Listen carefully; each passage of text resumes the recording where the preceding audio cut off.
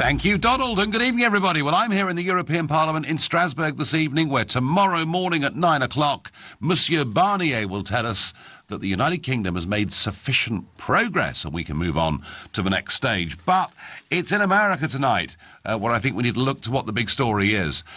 A special election is taking place in Alabama, the state of Alabama today. I guess we'd kind of call it a by-election, and boy, this election matters. It matters, think about this, because Trump managed to get his tax reform legislation through the Senate the other day by 51 votes to 49. That's just how tight things are in the US Senate right now.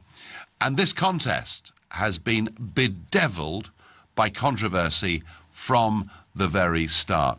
So for us to try and understand the story, get its significance, I'm going to go right away to Wade Smith. He's the morning show host on News Talk 570 in Gadsden, Alabama, which is Roy Moore's home, and a place from which come some allegations dating back 40 years. Wade, good afternoon. Thank you for having me. No, not one little bit, Wade. So tell me, Wade, why is this election, in what for the last 25 years has been a pretty safe Republican seat, why is everybody on tenterhooks tonight over this result? It has been a very safe seat for the Republican Party and for those that consider themselves conservatives in the state of Alabama for, like you said, over 25 years now. Jeff Sessions, who is now the Attorney General for President Trump, he held the seat before. The governor appointed Luther Strange into the seat. And now when the governor was removed in the state of Alabama, Robert Bentley, they also appointed a new senator, had this special election come up because they thought there was a little dirtiness behind the appointing of Luther Strange to the seat. Luther Strange lost to Judge Roy Moore in the primary and in a runoff, and now you see Judge Roy Moore taking on Doug Jones, who's the Democrat. And it's a very, very big deal for this state because with it being a conservative seat, there's a lot of people that do not want to see a Democrat go to this most conservative seat because, as you said, with the tax reform bill 5149, this would shift the numbers to 5149 overall for the Republican Party in Washington, D.C. But with those few Republicans that don't tend to vote block with the rest of the party, that can be real trouble for President Trump. Yeah, people like John McCain, who very rarely support him, of course. Yeah. So this really is absolutely knife-edge stuff, not just for Alabama, but it is also for the U.S. Senate. And Roy Moore has been a very prominent figure in Alabama for the last 3 and a bit decades, and yet a series of allegations, Wade, have been made against him, haven't they? Yes, there are a lot of people in Alabama that are not happy that he is the Republican candidate. I myself are in that boat as well. I did not vote for Roy Moore. I did not vote for Doug Jones. I decided to write a candidate in instead because I couldn't feel comfortable sending either candidate there. But I don't think it's going to affect Roy Moore. I think he will still win this election. He will be the GOP senator heading to Washington, D.C. But, yes, these allegations, they stem from over 40 years ago. He's accused of being in an inappropriate relationship with a 14-year-old, inappropriate relationship with a 16-year-old, and abusing certain women of that age as well. And just having a downright creepiness to him as well, being in that small area. Gadsden is not the biggest area in Alabama. He, in fact, lives in a very small town near Gadsden, and he rides his horse to the polls every year that he goes. That tells you how small of an area it is if you can ride his horse from there to the polls. But, yes, it's very tough times to be a Republican or a conservative in the state of Alabama right now because some of us just can't get comfortable sending this guy to Congress. And it's tough because we don't want to give up the seat either. We don't want to see a Democrat in this seat. But if it comes down to choosing our morals over choosing the party, I mean, what are you going to do in that situation? Yeah, I mean, I'm just amazed that this guy, has been so prominent in Alabama, as I say, for over 3 decades, and yet suddenly he runs for Senate and these allegations all come out. Now, I'm not saying they're true. I'm not saying they're not true. I am a little bit struck by the timing of these allegations. And nonetheless, Wade, you think Moore's going to win this comfortably, do you? I really do. I think he'll win this by 8 to 9 points. The only thing that really would worry people in that situation is that I'm seeing a lot of people at the polls. They did not expect the turnout to be huge. We heard from Secretary of State John Merrill this morning across our morning shows. He expected 20 to 25%. I was thinking more in the 18 to 19% range. That's what the primary saw. The runoff only saw 12% come to the polls. But I think the higher that percentage gets, the better this is for Doug Jones, because it's going to be more and more people coming out saying no more. Also, what I'm seeing, too, is a definitive age line in this election. The older the voter, the more likely they are to vote for Judge Roy Moore and his conservative values. The younger the voter, it seems to be swinging towards Doug Jones because they don't like the way that Roy Moore is portraying the state of Alabama. And what time, Wade, can we expect a result? The results will come in. I would think we would probably know something by 9 or 10 o'clock our local time, which would be in about 9 hours. The polls close in about 6 hours at 7 p.m. Central Time here in the States. I don't know if we will have a definitive answer at that point, but I'm hoping we do, because if we go into tomorrow morning with no definitive answer, it's going to be a wild ride all day. Wade, thank you very much indeed. That was Wade Smith, morning show host on News Talk 570 in Gadsden, Alabama, explaining that whilst he thinks that the Republicans are going to win, maybe a higher turnout, maybe a protest against this man could lead to a huge upset, which would produce a massive problem for Trump in the Senate. So that's going on in America. But, you know, we're a year on now. We're a year on. November the 8th, Trump was elected. January the 21st, he became inaugurated.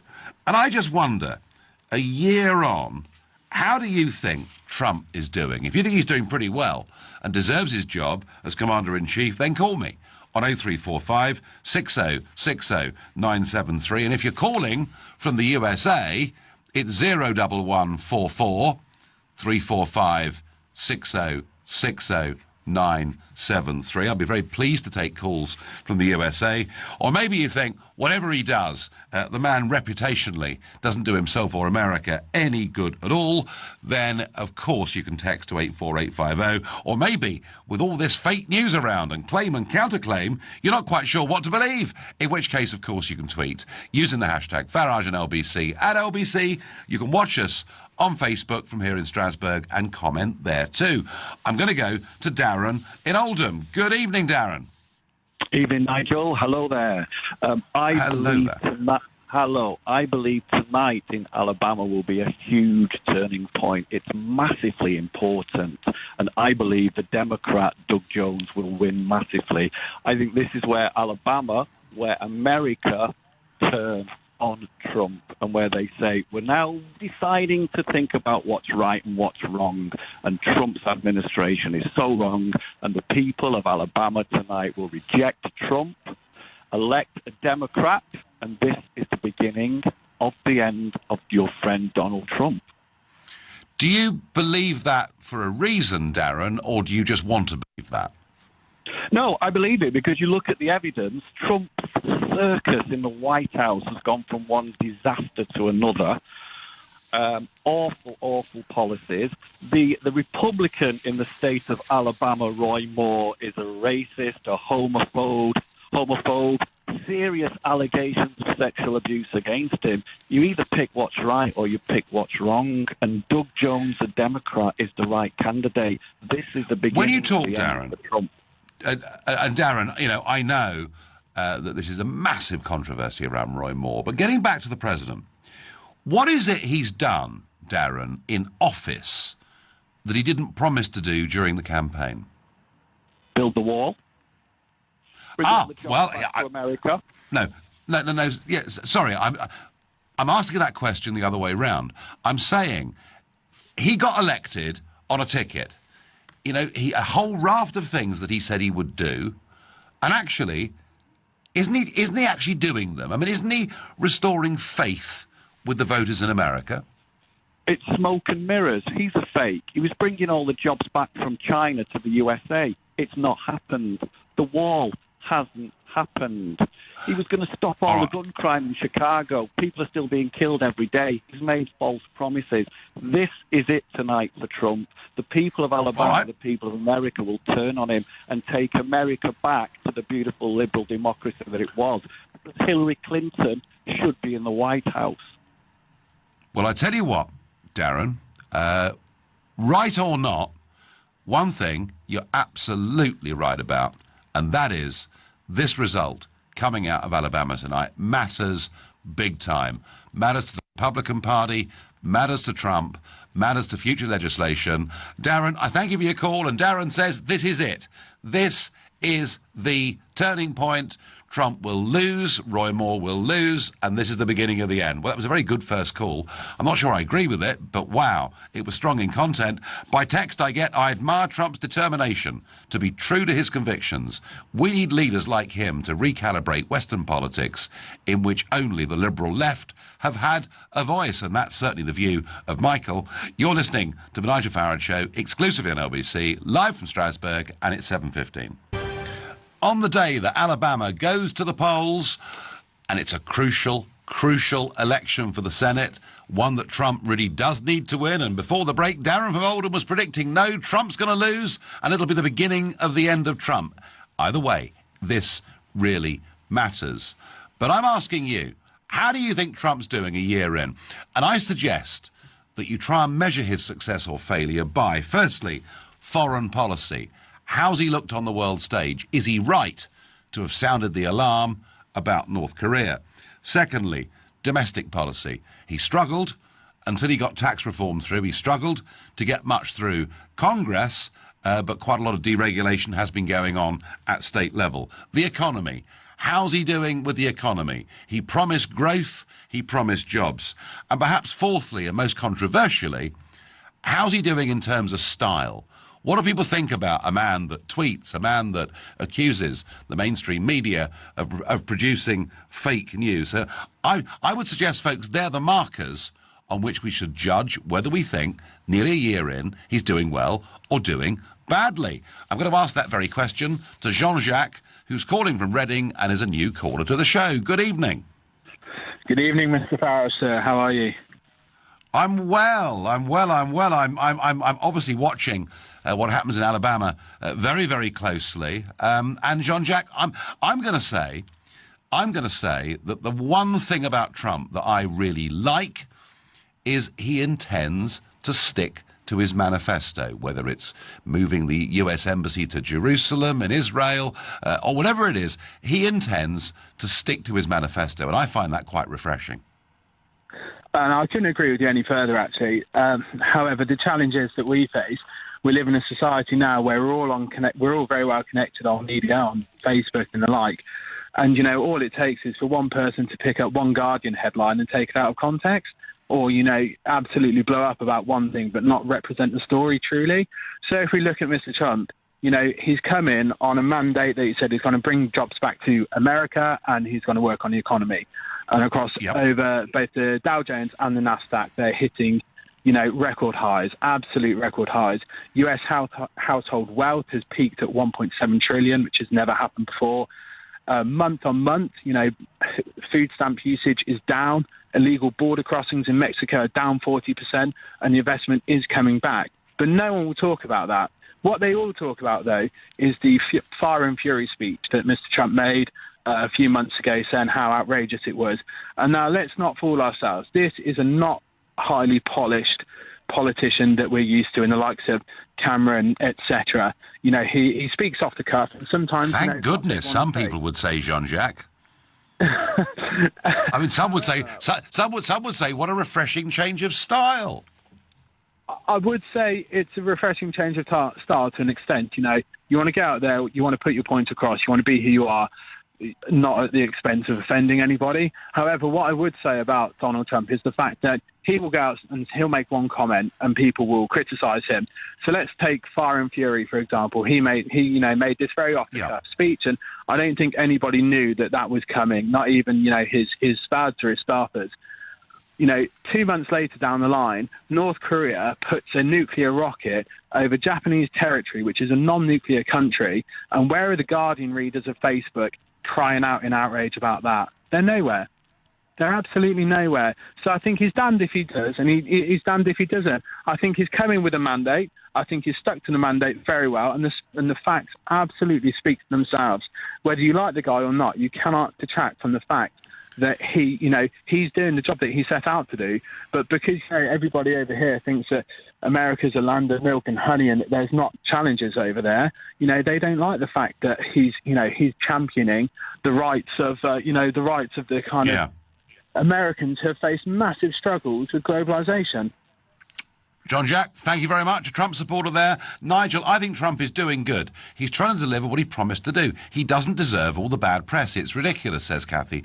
Do you know, Jimmy Carter, who's 93, president of the USA in the late 1970s, said, a big interview in the New Yorker magazine, he said he couldn't remember in his lifetime any US president being so prejudiced against by the press in the USA. And by the way, I'm being very praiseworthy of him, but it doesn't mean he's perfect. And I do sometimes wonder about things that he tweets and retweets on Twitter, and I do sometimes think maybe he picks just too many fights. But is he delivering on the economy?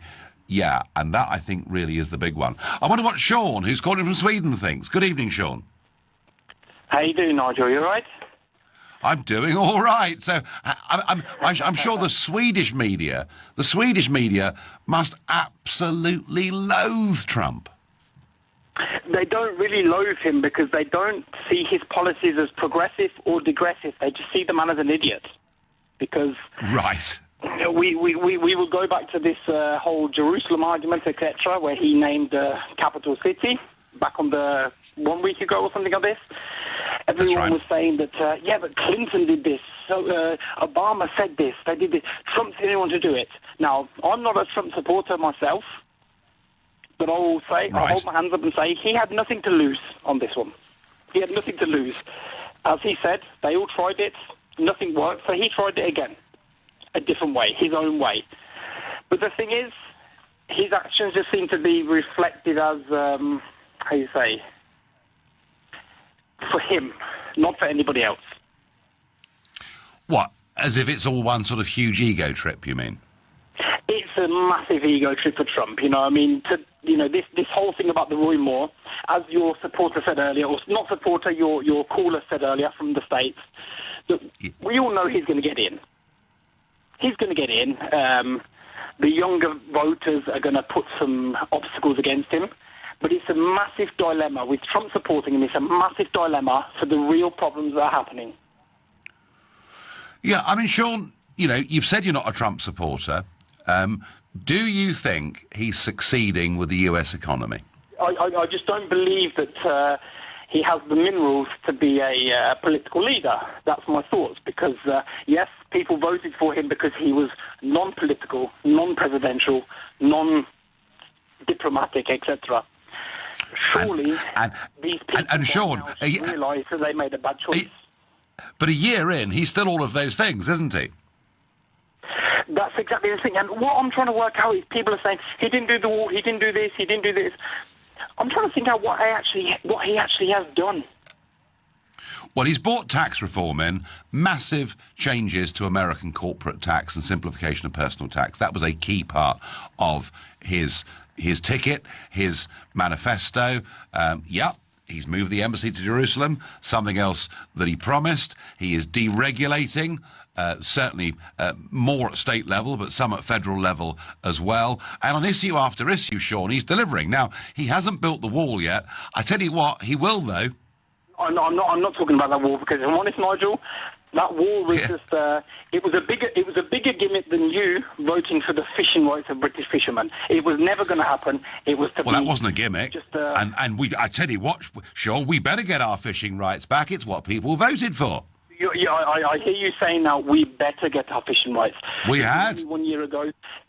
You think now the borders are now trapped inside our coastal borders ourselves, so we can't. Our fishing is worse off.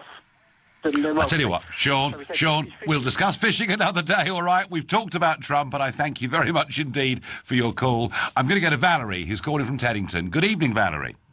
Evening, Nigel. I tried to get through to many times, and I'm delighted I have this time. It says you're a new caller, so have you struggled to get through, Valerie? I have before, yes. Right, well, I tell you what, you're now on LBC. The floor is yours. How is Trump doing? great. I think he's wonderful. I'm a great admirer of him. He's done everything he said he'd do, and I have to say I think he's a jolly sight better than the last one. Also, I can't understand why people are being so horrible to him, and the press is terrible to him, really terrible, and I can't understand it. One thing I will say... Valerie, he is quite provocative. He is quite provocative towards them, isn't he? Well, does it matter? I don't care about that. He's done the things he said he'd do, and that's what's important. And another thing, I think, he loves his country. He cares about his country, and I wish we had somebody here who cared about our country. Can you see, Valerie, I mean, is there a major flaw you can see in his personality? I don't mind, but he's terribly brash, as you say, as a New Yorker, and they do tend to be, I think. But I don't think any of that matters. I don't think it matters. People pick on him all the time. And he's doing what he said he'd do, Valerie. I agree with you. Thank you for being persistent and getting through. Valerie there in Teddington loves him. Robert in Dulwich, how's he doing a year on? I'll tell you what, Nigel, what this guy is doing is upsetting everyone in Europe. Because when he campaigns and he says he's going to do something and he actually carries it out, all of a sudden European politicians have got some competition, haven't they? There's a man on the world stage who actually carries through what he's going to say. What, you mean rather than lying to people? You mean rather than lying to people at each election, Robert?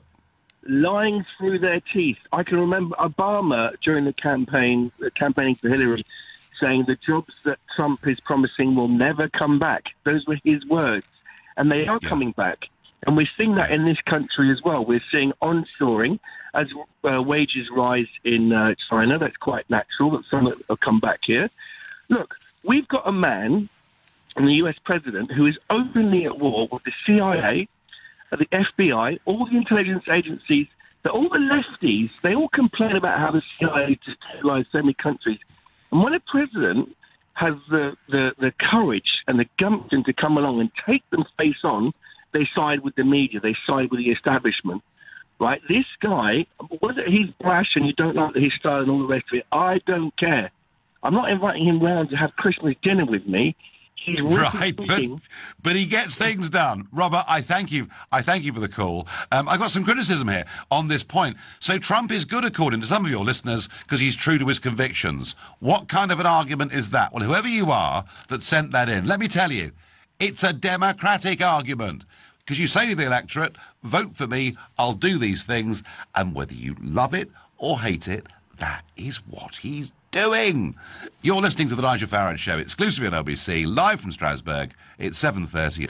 As we speak, they're voting in Alabama. The Republican candidate, Judge Roy Moore, highly controversial. Trump needs him to win and needs him to win very, very badly. And a year on, I'm saying, look at the economy, look at foreign affairs, look at tax reform, look at his style. And I'm asking you, do you think a year on he's doing well or he's doing badly? But before that, last Friday, the so-called deal that the government did with the European Union, the one that allowed them to say to us that we've made satisfactory progress and we can move on to the next stage of talks. I wasn't happy. I felt we'd put far too many concessions on the table in return for a guarantee of absolutely nothing.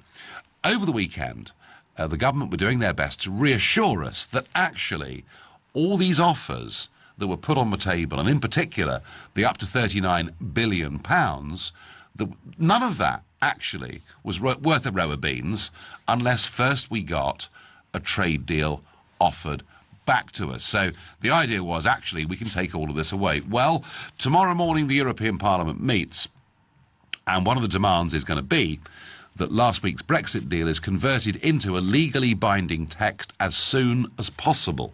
The Parliament's chief Brexit coordinator, Guy Verhofstadt, said suggestions from David Davis that the agreement was not binding undermine trust in the UK among MEPs. So on television on Sunday, Davis said that, we could alter all of this on all of these issues, the Irish border, citizens' rights, the £39 billion, and he said the deal was really much more of a statement of intent than it was a legally enforceable thing. Well, the Irish government said it was a bizarre thing for him to have said, and the Brexit secretary took to the airwaves again on Monday, saying that our commitment on the border issue was much more than just legally enforceable. And if you're getting confused, that's fine. I am as well.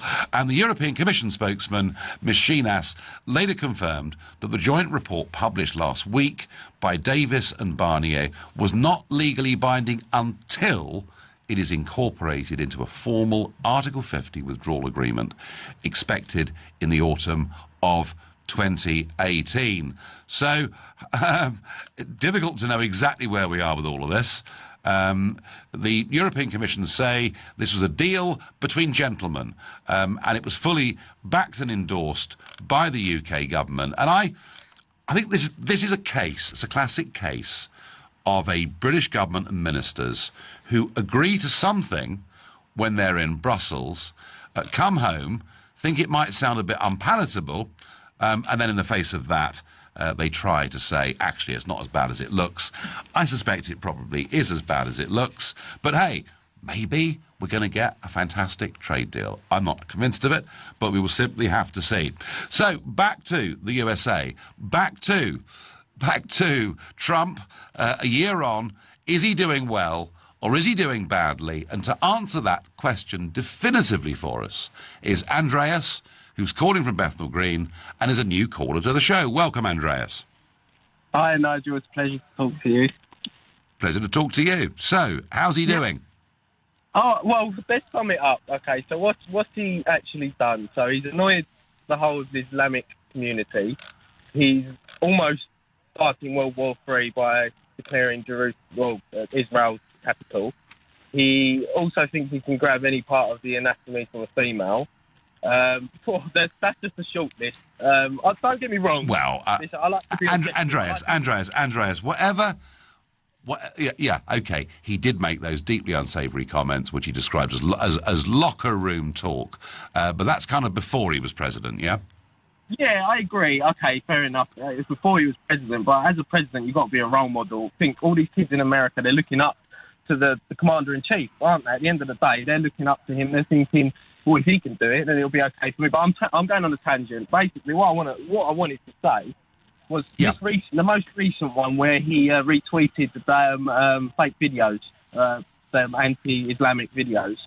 So basically, I know you defended him recently. No, you didn't defend him. You said they were wrong. Like, I'll give you your fair dues. But I said they were. I said they were in poor taste. Absolutely. Mm-hmm. They're in poor taste, but you do seem to. I would like to know, would you and I know you're friends, you and Trump, but if you were out of politics, you weren't politicians, would you two really be friends? Like, in honesty, well, he's somebody, Andreas, I find fascinating. He's dynamic. He's an achiever, and I think he does pick too many fights sometimes. I think it might be better if he was a little bit more restrained. But you know what, Andreas? He is what he is. He's a force of nature. He's a phenomenon. And what I like about him, he's got, I believe, the right instincts that the West needs at this moment in time. Because frankly, to stand up against this liberal agenda that has, frankly, devalued the concept of nation state and what being a part of it means, it needed somebody very rough and tough to take that establishment on, and that's what I admire him for. Unlike Theresa May, she's not strong. But she's the complete opposite in that sense. But he does what he says he's going to do. Okay, yeah, I agree. He does what he says on his manifesto. Charles Manson said what he was going to do, and he did it. Doesn't make him right, does it, at the end of the day? I don't think that's come on, that's not a fair comparison, is it? Look, what I'm saying, Andreas, is this. I am sick to death of people being elected all over the West saying, we'll do this, we'll do that. They only say it to curry favour with the electorate. They never intend to actually put it into place.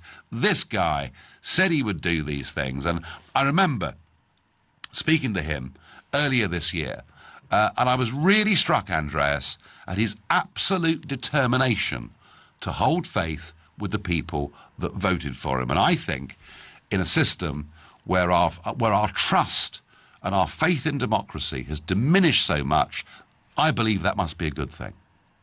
Listen, he gives inspiration in the sense that the way he gives his speeches is very old-fashioned. It's like, we're going to do this, we're going to do that. Very Hague in terms of World War I Hague. But look at that. Even that was a monstrosity, what Hague done in World War I, sending people to their deaths. It doesn't mean it's inspirational, but is it the right thing? When people's lives are at stake, you can't have, in my opinion, obviously your prerogative's different, a nutcase in charge of the free world. Do you know what I'm saying? And also, well, Andreas, so come on. So in summation, you think he's a nutcase, do you? Well, okay, he's not. I think he provokes on purpose, but you're not playing games here. You're the leader of the free world. This is real. This is the real world. It's not a game of football. You're taking 500 from the pot because you want to win bag. All right. So you think Andreas at times he behaves inappropriately for the US president? Yeah.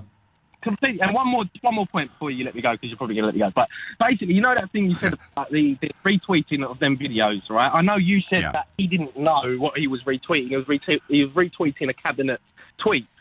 That, for me, is not an excuse. Because before you retweet something as president, you are going to look deeper into what it is. First, you're going to validate whether it's real, surely. Otherwise, you're completely incompetent at your job. Well, and that's how he operates. That's how he operates. Andreas, I've given you a good go, but I'm going to come back at you here, right? You talked about Field Marshal Haig in World War I sending people to their deaths. You could argue that every single commander in World War I sent huge numbers of people to their deaths. Other armies had worse casualty rates than we had. And in the end, Andreas, it was under Field Marshal Haig that we actually won the war in 1918. He may have been slow to learn. He may have made some big mistakes. But actually, in the end, he was a winner. Right, I've got to move on. Please, if you want to sidetrack me, anybody, ask me questions about World War I, because I can't resist it. But I'm going to go to Mohammed in Oxshott. Mohammed, we're a year in to Trump. He's got a big, crucial vote tonight taking place in Alabama. How do you rate his progress so far? Hi, Nigel. The previous caller has stolen some of my thunder, but I'd like to make 3 brief points and then perhaps talk about Alabama just if there's a bit of time. So, first of all, shoot. I think as far as Trump's concerned, on the economics and on some of the key metrics, for example, unemployment, also GDP growth rates, clearly the numbers are stacking up in his favor. And he committed, you'll recall, he used words like, I'll be the biggest job creator God ever invented. I'm not sure he's quite the biggest job creator or that he's a creation of God, God forbid. But but the economy is going well. Point. Yeah, well, no, absolutely. The second point. Having said second that, point, Mohammed. I just want to say, I'm not sure how much of that is not underlying momentum that has come through from previous administrations and from the upscaling from 2008. But credit to him, the numbers are showing through, even if it's driven by sentiment and prior momentum. Yeah, Mohammed, time is now running away from us. Make the other 2 points briefly, please. Right. Second point is, as far as foreign relations and place and location of the U.S. on the world stage is concerned, I think he's done poorly. I think foreign policy has been poorly judged. I think he's been involved and perhaps in very inopportune times taken the wrong decisions, whether it be Jerusalem, whether it be on North Korea, and in the process also sidelined someone like Tillerson, who I think has a lot more to offer and is not being given room to do that. Third is, as a leader, what makes Trump great, you called him a force of nature. I'd rather he was a force for good. But what makes him great is also his greatest downfall. I think as a leader, he has done dismally. He has, rather than being the commander-in-chief, I think he's been the divider-in-chief. He has polarized America. And one of the things, unreservedly, I don't appreciate about what he does, and I'm sorry to say it's caught on in other places, and it's entered your vernacular as well, Nigel, is this sort of attack on the media and what I call and others call gaslighting. And I'll use 2 examples and I'll close off on this. The famous locker room tapes, as you know, he acknowledged it first. Latterly, he somehow came up with a story that it wasn't him and that's not his voice on the tapes, and it's a conspiracy. Secondly, well, let's forget allegations. About that, yeah, well, exactly. That's the point right there. Shifts attention, refocuses, and then calls things out for what they're not. Second example, these accusers, all these women that are coming forward, I agree with you. It's questionable why so late. But today, to go on the eve of the Alabama election and say that the accusers are being put up by the Democrats is not only in poor judgment, but in awfully poor taste, and is really putting those women, those poor women, through victimization all over again. Mohammed, you've made lots of points there. I thank you. Just to sort of counter that a bit, Tony says, hi, Nigel. Travel ban reinstated. 3.3% economy. Tax reforms passed. Recognise Jerusalem. Reduce illegal immigration. Open coal mines. Jobs. Boom. You pays your money. You takes your choice. You're listening to the Nigel Farage Show, exclusively on LBC, live from Strasbourg, and it's 7:46. Is Trump doing well? Is he keeping his promises? And I get by text, if Trump is so great like you say, why has he not followed through on his election promise to put Hillary Clinton in jail? I'm sure there were probably other promises that were made just for votes. Funny enough, he did actually have quite a big go at Jeff Sessions, the former senator, Republican senator from Alabama, who's the Attorney General. He had a right go at Jeff Sessions for saying he should have been much tougher on Hillary. I wonder what Matthew in Leicester makes a year on of Trump. Is he doing well or very badly, Matthew? Well, I was talking with my colleagues earlier on at work with regards to this, and we've come to the assumption we don't particularly like him. We don't particularly think he's the greatest president that's ever going to be, but we did draw some similarities between him and a fantastic world leader.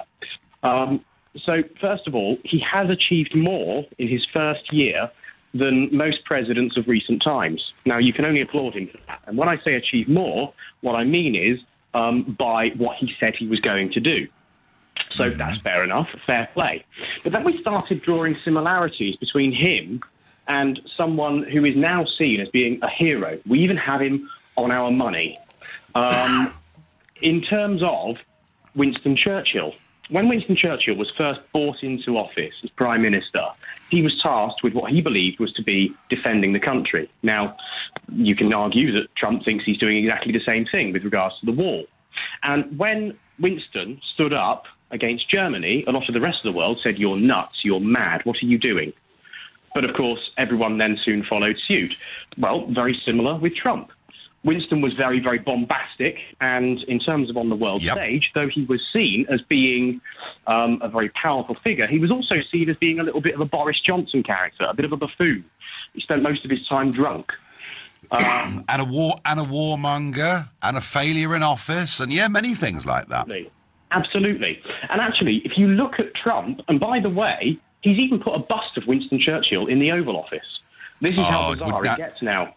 What, Matthew, can I just tell you that when I went to meet him with a couple of my colleagues, and it was on the Saturday after he'd been elected on the Wednesday, and that was in his apartment in New York, in the Trump Tower, went to meet him and congratulate him. As we left, the one request, the only request that was made that day was, would he please put the bust of Churchill back into the Oval Office as a symbol, of how he felt that the relationship between our two countries ought to be. And do you know what, Matthew? He did it on the first day, and I was very, very, very pleased with that. Oh, absolutely. And if you actually draw the similarities, again, Winston Churchill, the first year, everyone was thinking that he was absolutely mad and that he was not going to be able to achieve half the things that he said he was going to do. Well, he went and did it. And with regards to building the wall, again, a little known thing about Winston Churchill, he wanted to burn the channel. He wanted to set the channel on fire. I don't think building a wall is quite as mad as that. Yeah. Had Operation Sea Lion, had the German invasion happened, Churchill would have done it. Right, so Matthew, overall, you and your work colleagues think he's doing pretty blooming well. As I've said, we don't particularly like him, but I think he is going to go down as being a very good president of the United States. Terrific. Thank you very much. And you know what? Matthew's right. We don't need to like leaders. Darren is having hallucinations if he thinks Hillary Clinton should be in the White House. That was the first caller we had this evening, saying that today's the day. Alabama is the showdown. Trump will get his comeuppance. Trump has got my support. It's a shame our government couldn't take a leaf out of his books. The tax cuts alone are a massive achievement, says James. I'm going to go to Southampton next to James. James, good evening. Hi, good evening. I completely disagree with most of the callers, actually. James, we've had callers on both sides of this. Well, I mean, like the one that just spoke to me, recently. Fine. Okay, fine. So, it's all well and done if you're creating jobs in your country, such as the coal mines, as you mentioned, and, boosting the economy. But what is the point of that when you're creating so much anguish, so much suffering globally? And I'm talking about the Middle East in particular, North Korea, and the fact that so many people outside of the US, and I would say inside the US, have accused him of having some sort of multiple personality disorder because he's so rash in his decisions and so daring, but in the sense that it's almost clumsy. What's going on with North Korea is an absolute joke. I mean, the previous presidents have stepped on eggshells because, we're on the brink of World War III. It's like a Cold War right now. James, hang on a second. James, hang on a second. You could argue that previous presidents, both Republican and Democrat, have gone to war in Afghanistan, have gone to war in Iraq, have gone to war in Libya. Trump hasn't launched a war anywhere, has he? He hasn't launched a war, but those wars that you've just mentioned, they didn't have any sort of global nuclear capabilities that are way across, the Pacific that could basically wipe out nations, in minutes. Right. So would it be better, James? Would it be better, James, if Trump just ignored North Korea and just let them get on building their missiles? It's not about ignoring. It's the fact the rhetoric that he's using is frightening a lot of his allies, including the UK, and he's really creating a lot of tension with South Korea because South Korea is obviously neighbouring. But my main focus is mainly within the Middle East. He's like a few weeks ago, or I'd say even a few days ago, by him recognising Jerusalem as the capital, as belonging to Israel, he's basically lit a fuse in the whole of the Middle East, and there's been so many protests across Europe, in Sweden, in Germany, and they're livid because he's basically taken matters into his own hands, creating so much anguish. James, we're running out of time. Can I just ask you this? Clinton, the Bushes, even Obama talked or promised in varying shades about moving the embassy to Jerusalem. None of them did it, and Trump did. Isn't he, whether you agree with it, isn't he just keeping faith with his voters? He is doing that, but I think it was a very, very... he was basically setting fire to a sensitive issue, in my opinion. All right, no, James, I'm going to say thank you. And James, very critical of Trump's foreign policy, both in North Korea and indeed in the Middle East. Well, let's see what happens. I think he's doing pretty well, really. His approval ratings on a personal level aren't great, but when people are asked, is he handling the economy competently, increasingly people are saying yes. We'll see what happens in Alabama. We'll see what happens in the European Parliament chamber with Monsieur Barnier tomorrow morning. You've been listening to the Nigel Farage Show here on LBC. I'll be back tomorrow at 7. At 10 tonight, it's Ian Collins, but up next, it's Clive Bull. Nigel, thank you.